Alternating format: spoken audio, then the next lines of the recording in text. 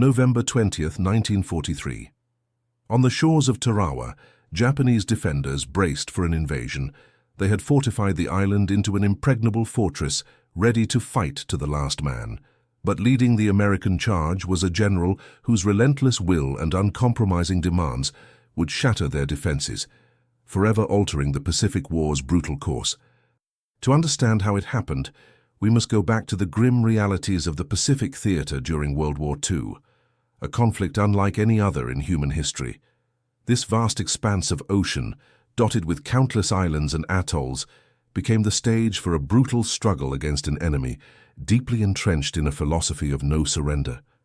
The war against Imperial Japan was defined by immense logistical challenges, unforgiving tropical environments, and a foe whose fanatical resistance often defied conventional military logic.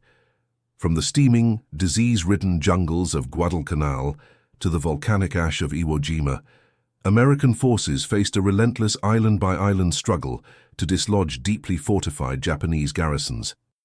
The strategic approach of island hopping, or leapfrogging, was devised to bypass the most heavily fortified strongholds, conserving resources and time while seizing key locations that could serve as air bases and naval staging points. This strategy aimed to bring Allied air power and naval forces progressively closer to the Japanese homeland, tightening the noose around the empire. However, this approach necessitated a series of brutal amphibious assaults, each one a meticulously planned but inherently chaotic ballet of naval bombardment, aerial support, and ground troop landings.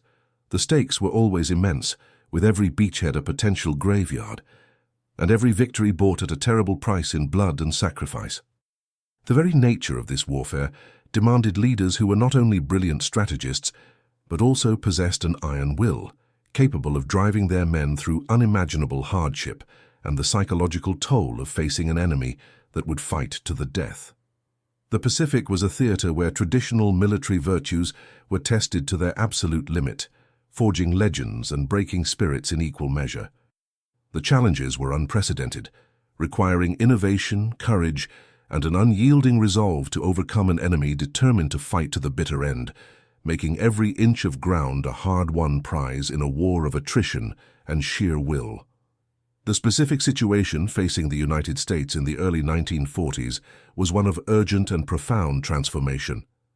Having been reluctantly drawn into the global conflict by the surprise attack on Pearl Harbor, America found itself largely unprepared for the sheer scale, geographic scope, and unique brutality of modern warfare, particularly the unprecedented demands of fighting across the vast Pacific Ocean.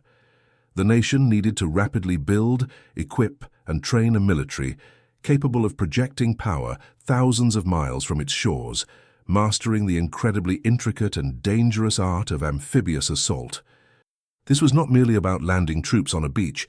It involved the seamless coordination of massive naval fleets, powerful air squadrons, and ground forces in synchronized operations against heavily fortified positions, often under intense enemy fire.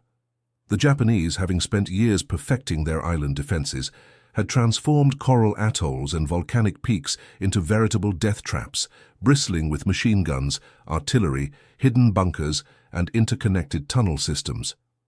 Early attempts at amphibious landings, such as the initial phases of Guadalcanal, had highlighted critical deficiencies in doctrine, equipment, and training, revealing the steep learning curve ahead. Commanders understood that future operations would require meticulous planning, overwhelming firepower, and troops hardened by the most rigorous preparation imaginable.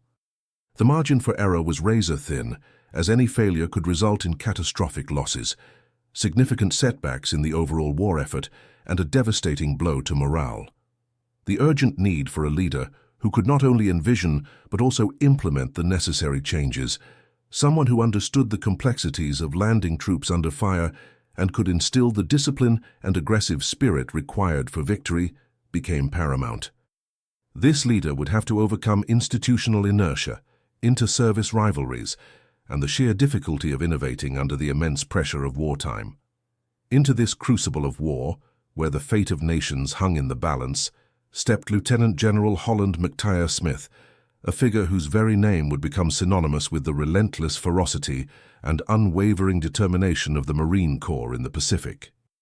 Known universally by his fearsome and fitting nickname, Howlin Mad, Smith was a man forged in the crucible of military service, a career Marine whose stern demeanor, uncompromising standards, and booming voice were legendary throughout the ranks.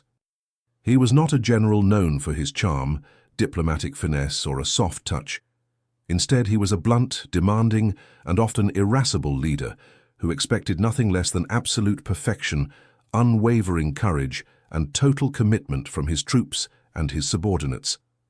His reputation preceded him, a man who pushed his Marines to their physical and mental limits, believing with every fiber of his being that only through such rigorous, almost brutal preparation could they possibly survive the brutal realities of combat against a fanatical enemy. Japanese commanders who meticulously studied their adversaries and their leadership quickly recognized in Smith a formidable and utterly ruthless opponent. They understood that his aggressive tactics, his unwavering determination, and his relentless pursuit of victory meant that any island defended against his forces would be subjected to a relentless, all-out assault, leaving no quarter given or expected. He was the living embodiment of the Marine Corps' fighting spirit, a general who demanded victory at any cost, and whose presence on the battlefield signaled an impending storm of steel, fire, and unyielding human will. His men might have feared his temper, but they respected his dedication and trusted his judgment in the face of death. Holland Smith was born on April 20, 1882, in Hatchachubby, Alabama, a small rural community far removed from the distant coral-fringed shores where he would later make indelible history. His early life was deeply rooted in the American South, a region with a strong and proud military tradition that valued honor, duty, and resilience. He attended Alabama Polytechnic Institute, now known as Auburn University, where he initially pursued a law degree, a path that suggested a career in civil life. However, the powerful call of military service, a deep-seated sense of duty, proved to be far stronger than the allure of the courtroom. In 1901, he made the pivotal decision to enlist in the Alabama National Guard, a choice that would irrevocably set the course for his entire life and future career. After successfully graduating from law school in 1903, he practiced law briefly, but the magnetic pull of a commission in the regular army, and specifically the Marine Corps, was irresistible. In 1905, he was commissioned as a second lieutenant in the United States Marine Corps, beginning a career that would span nearly 4 decades and witness profound revolutionary changes in military doctrine, technology, and global warfare itself. His early years in the Corps were marked by a diverse array of assignments, providing him with a broad and invaluable range of experiences. He served in the Philippines, where he participated in counterinsurgency operations against local insurgents, gaining first-hand experience in irregular warfare and the challenges of operating in foreign lands. Later, he served in the Caribbean, particularly in the Dominican Republic, where he honed his skills in expeditionary warfare and the complexities of projecting power overseas. These formative years instilled in him a deep and practical understanding of the challenges inherent in deploying, sustaining, and commanding troops in remote, often hostile, and logistically demanding environments. He learned the paramount importance of discipline, the critical role of logistics, and the sheer grit and determination required to overcome adversity in the field. His experiences in these smaller, often overlooked conflicts, frequently against determined local resistance, laid the crucial groundwork for his later, larger-scale commands and his innovative thinking. He was a meticulous student of military history and tactics, constantly seeking to refine his understanding of warfare and adapt to new challenges. This unwavering dedication to his craft, combined with a naturally assertive, almost domineering personality, began to shape the formidable leader he would ultimately become.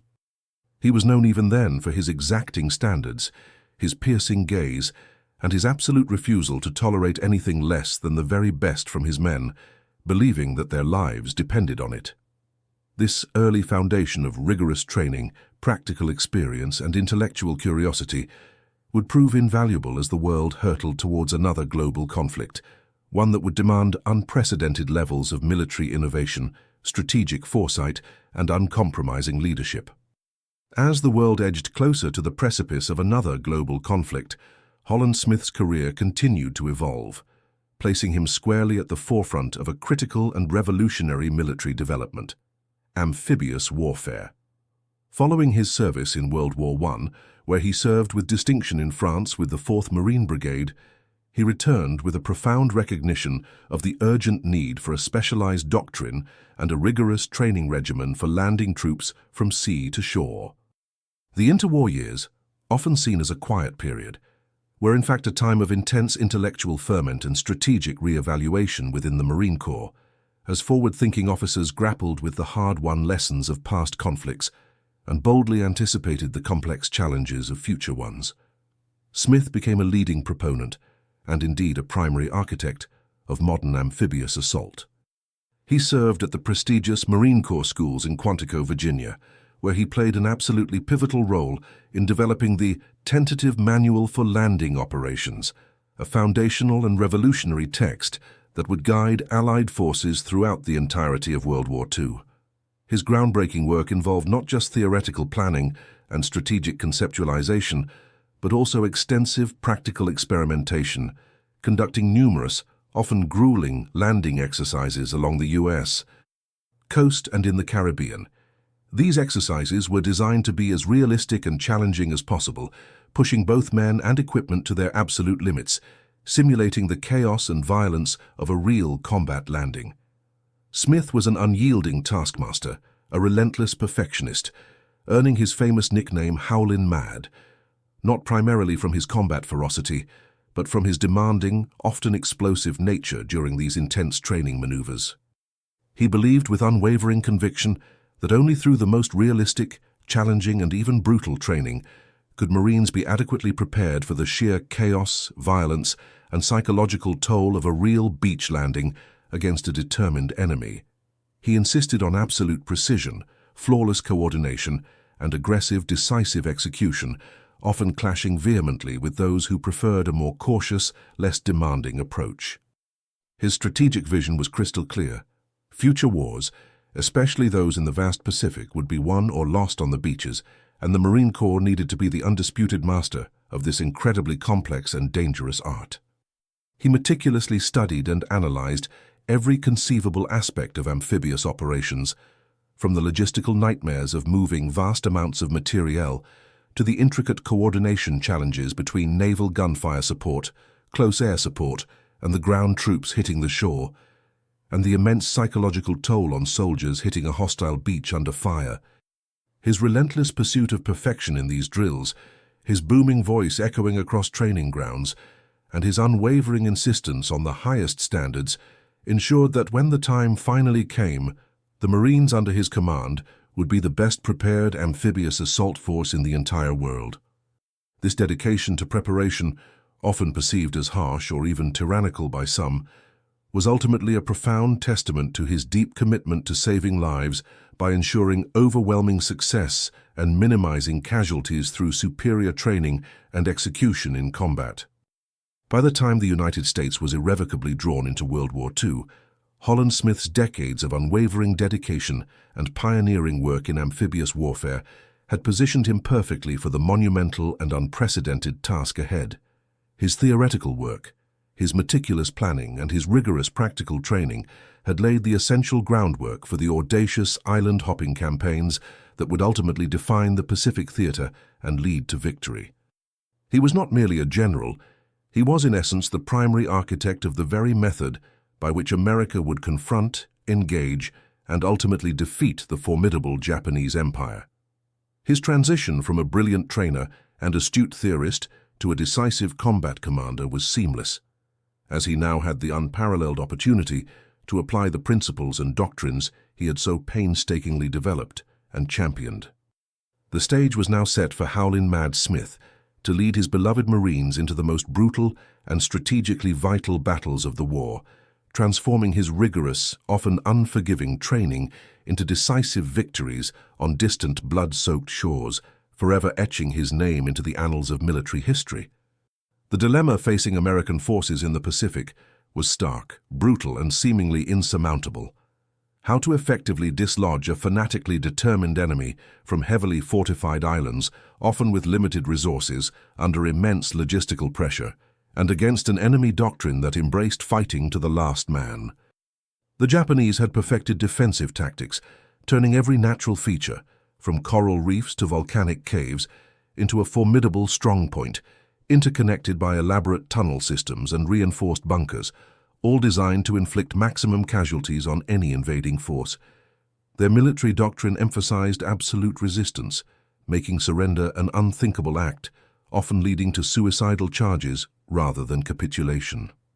This meant that every assault would inevitably be a grinding, brutal affair, where every yard of ground had to be paid for in blood and sacrifice. Holland Smith, as commander of the V Amphibious Corps, understood this grim reality better than perhaps anyone else.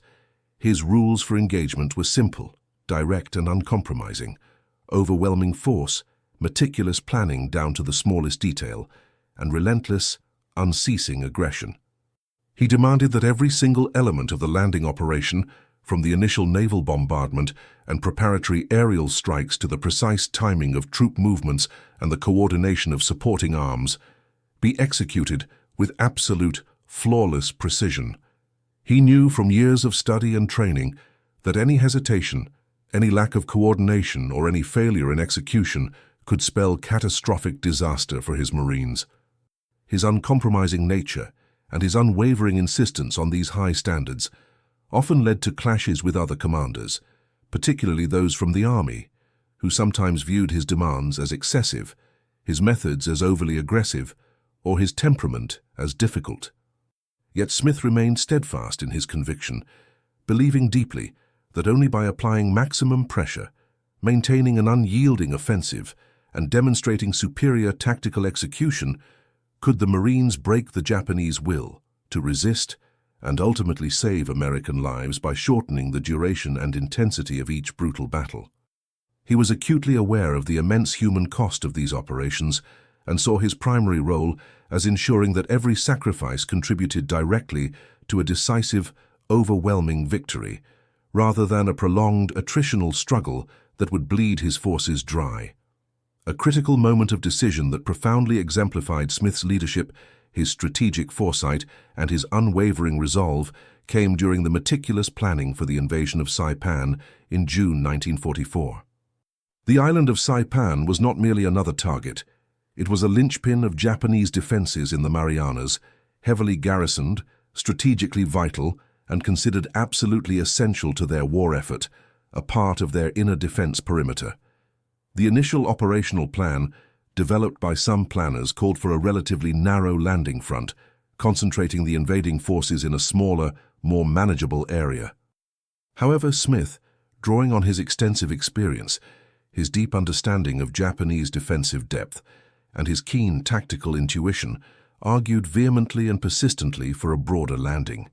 He recognized with chilling clarity that a narrow front, while seemingly offering concentrated power, would in fact expose his Marines to devastating, concentrated crossfire from the Japanese defenders and allow them to contain the beachhead more effectively, leading to a bloody stalemate. He insisted, against considerable opposition, on a two-division front deploying Marines across a much wider stretch of beach, despite concerns from some quarters about spreading forces too thin and the increased logistical complexities involved.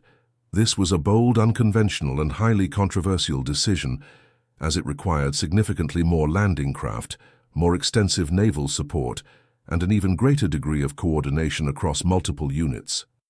Smith faced considerable opposition and skepticism from other commanders and planners, but his conviction was unshakable, born from years of studying amphibious warfare. He believed with absolute certainty that the wider front, though potentially riskier in terms of initial deployment and coordination, would ultimately allow the Marines to outflank Japanese defenses, achieve a quicker breakthrough from the beaches, and crucially reduce overall casualties by preventing a prolonged attritional stalemate on the heavily defended shores. His unwavering insistence on this strategic adjustment was a profound testament to his foresight his tactical brilliance, and his willingness to challenge entrenched conventional wisdom when he believed it was absolutely necessary for achieving victory and preserving the lives of his men. The invasion of Saipan, launched with overwhelming force on June 15, 1944, unfolded with the brutal, almost surgical efficiency that Holland Smith had meticulously planned, rigorously trained for, and relentlessly demanded. Under the thunderous cover of a massive naval bombardment, which pounded Japanese positions for days, and continuous aerial strikes by carrier-based aircraft, thousands of Marines stormed the beaches. The wider two-division front, for which Smith had so fiercely fought and advocated, proved to be an absolutely crucial strategic decision. While the initial waves of Marines faced intense, murderous Japanese resistance, with machine gun fire raking the landing craft and artillery shells pounding the beachheads, the sheer breadth of the assault prevented the Japanese from concentrating their defenses effectively against a single vulnerable point. Marines from the 2nd and 4th Divisions pushed inland with grim determination, establishing a precarious but vital foothold on the island. The fighting that ensued was savage, relentless, and characterized by brutal close-quarters combat against deeply entrenched, fanatically defended positions. Flamethrowers and satchel charges were employed with devastating effect to clear out Japanese bunkers and caves, while tanks provided crucial, life-saving support against fortified pillboxes and hidden machine gun nests. Smith's doctrine of relentless aggression, of never letting the enemy rest, was vividly evident as the Marines, despite suffering heavy casualties, continued their inexorable advance, systematically rooting out the defenders from every cave and crevice. The seamless coordination between naval gunfire, which provided continuous pinpoint support, and the ground troops fighting inch by bloody inch, was absolutely vital to the success of the operation, a direct result of Smith's years of training, his insistence on integrated operations, and his meticulous planning. The battle for Saipan became a grinding 3-week struggle of attrition and sheer will, but the initial broad landing allowed the Marines to gain crucial momentum and ultimately overwhelm the Japanese defenses. The island's strategic importance was immense, providing indispensable airfields for the new B-29 Superfortress bombers, bringing the Japanese home islands within striking range for the first time.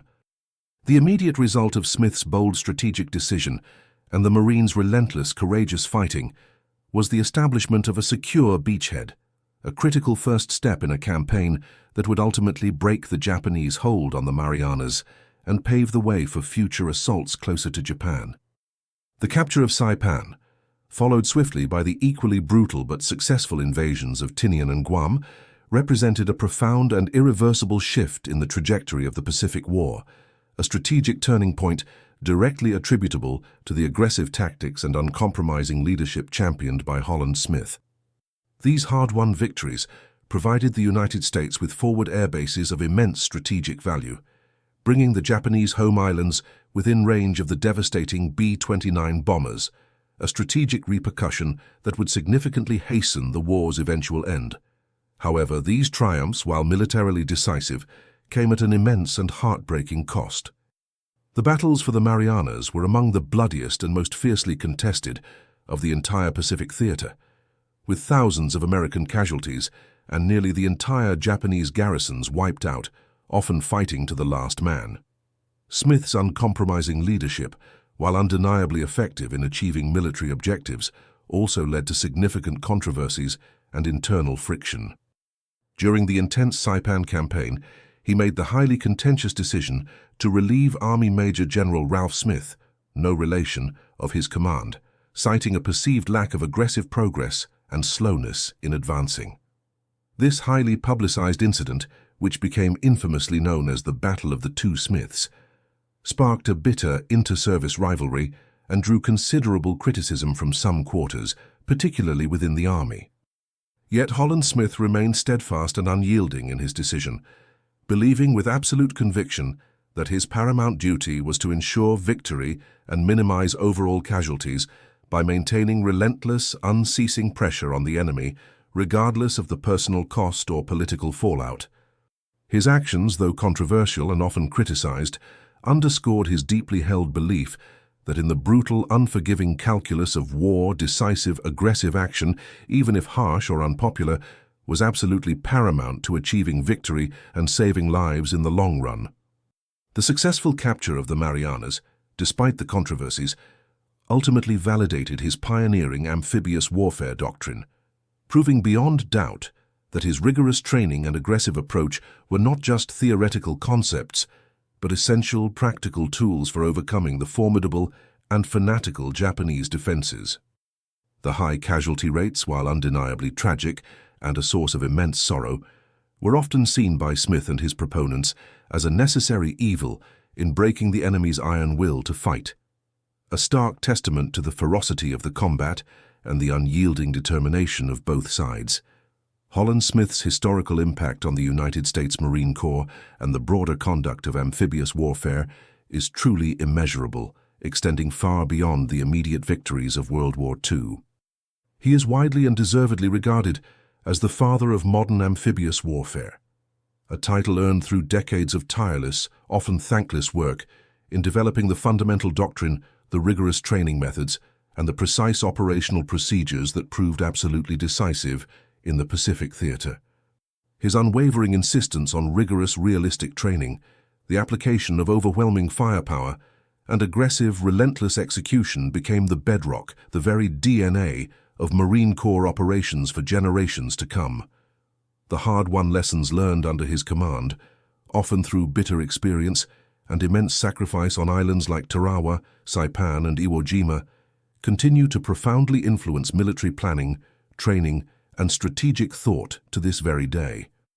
His legacy is one of a commander who possessed a deep, almost visceral understanding of the brutal realities of combat, and who prepared his forces accordingly, believing with every fiber of his being that thorough preparation, unyielding determination, and aggressive leadership were the surest paths to victory and the preservation of lives. While his demanding nature, his fiery temper, and his occasional clashes with subordinates certainly earned him critics and detractors, his undeniable effectiveness in achieving critical strategic objectives against a fanatical and determined enemy cannot be denied or understated. He forged a fighting force capable of executing the most complex, dangerous, and logistically challenging military operations imaginable, ultimately contributing significantly and decisively to the Allied victory in World War II.